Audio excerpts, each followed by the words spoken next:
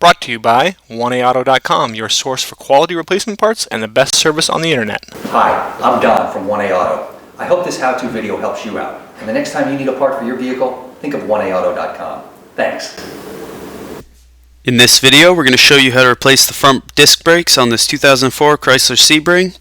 It's the same process on the Sebrings from 2001 to 2005, as well as the Dodge Stratuses from the same time. The items you'll need are new brake pad and rotor kit from 1AAuto.com, flat blade screwdriver, 7mm Allen bit, 18mm and 19mm socket and ratchet with a piece of pipe for leverage, a zip tie or string, a large C-clamp, brake cleaner, brake grease, a wire brush, and a torque wrench, as well as a jack and jack stands. You'll want to remove the wheel and tire. If you don't have the benefit of air tools, start with the vehicle on the ground, loosen the lug nuts first, then raise and secure the vehicle, then remove the lug nuts the rest of the way, and the wheel and tire.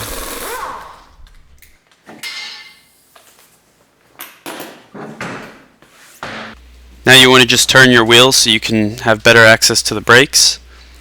And you want to inspect your brakes. You see the brake pads here. This one's in pretty good shape. You can look at the outside one from the side here and see what shape it's in.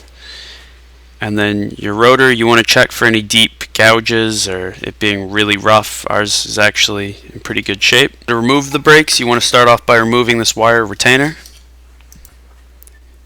And now you see there's these two caps here. You just want to pry these out.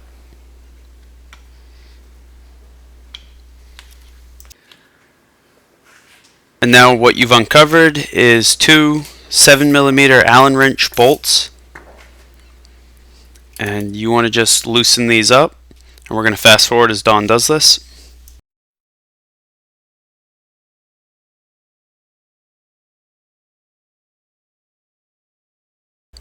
Take a flat blade screwdriver and separate your outside brake pad from the inside of the caliper.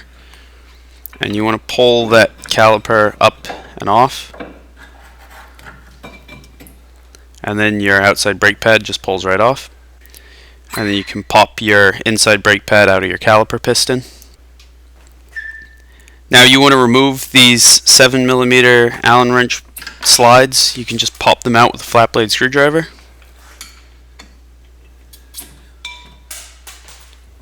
And then using a large C-clamp, you want to press the caliper piston back into place.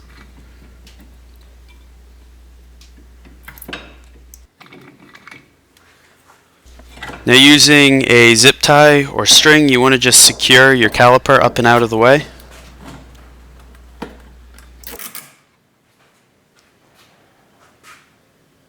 Now you want to remove these two 18mm bolts. And if they're stuck, you may want to spray some penetrating oil on them just to help remove them. And then you can see we use a piece of pipe for some extra leverage.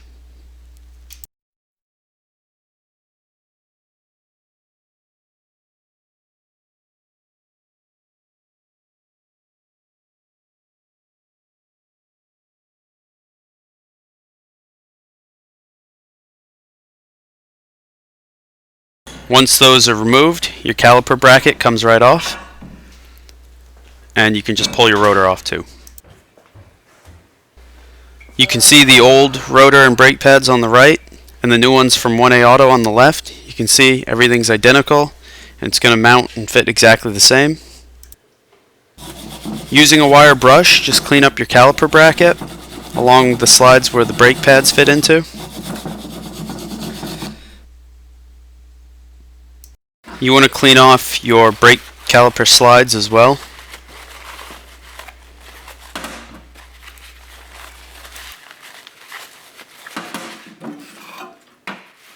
And then using some brake cleaner, you want to just wipe down your rotor.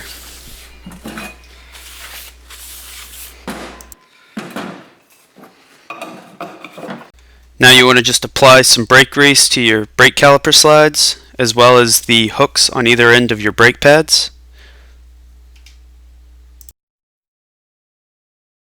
You also just want to clean up your hub a little bit with the wire brush, and then you can put your new rotor into place.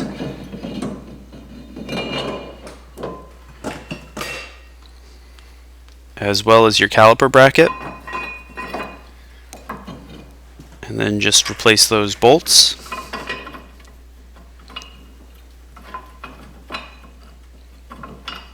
And we're just going to fast forward now as Dawn finishes tightening those up.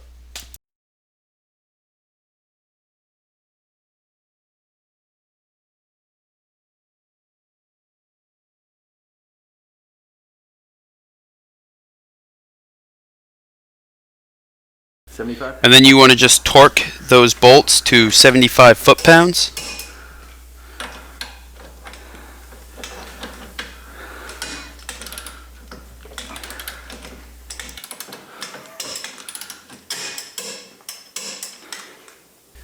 And then you can put your brake pad back into place, put your outside one into place, pull down your caliper, and then you can push your inside one into the caliper piston.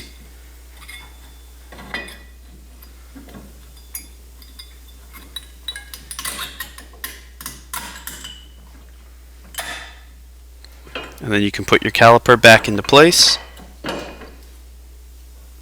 and push your caliper slides back in.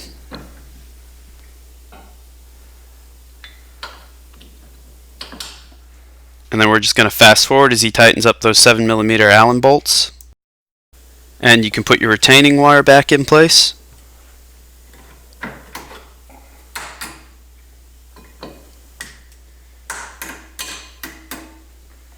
Replace those two caps.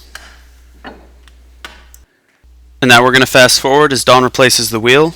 You want to replace your 19mm lug nuts and then lower the vehicle and tighten them the rest of the way. And then you want to torque them in a crossing pattern to 100 foot-pounds. And once you've repeated that whole procedure for the other side, then get in, pump your brakes until you get a nice firm pedal, and just do quick test stops from 10 or 5 or 10 miles an hour just to make sure everything's working well before you road test the vehicle. We hope this helps you out. Brought to you by www.1aauto.com, your source for quality replacement parts and the best service on the internet. Please feel free to call us toll-free 888-844-3393. We're the company that's here for you on the internet and in person.